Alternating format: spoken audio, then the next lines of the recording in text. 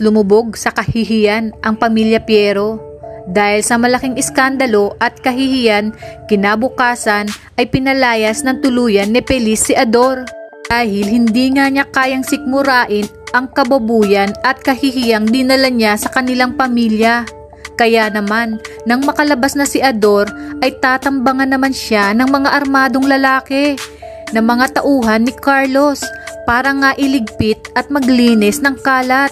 Paaaminin si Ador kung sino pa ang mga nakakaalam ng katarantaduhan niya dahil baka umano isa sa kanila ang nagpakalat ng video.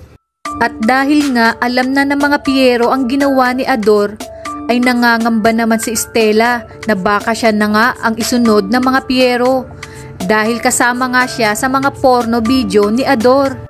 Kaya naman hihingi siya ng tulong kay Mila para makatakas sa mansyon bago pa man mahuli ang lahat, at sa kanilang pag-uusap ay makikita naman sila ng isang kasambahay kaya't itatanong nito kung ano ang kanilang pinag-uusapan. Kinagabihan nga ay isasagawa na ni Stella ang pagtakas sa tulong ni Mila. Mag-aabang naman sa labas ng mansyon sina Max at Lala habang lookout si Mang Lando para matagumpay na makatakas si Stella. Sa kabilang banda, nakaisip ng paraan si Carlos kung paano malulusutan ang kinasasangkutan na kahihiyan ng kanilang pamilya.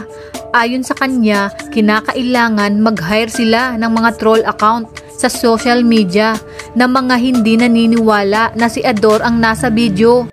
Nang sa gayon, mahati ang opinyon ng mga tao at hindi magtatagal sila na ngayon ang magtatalo at mawawala sila sa issue.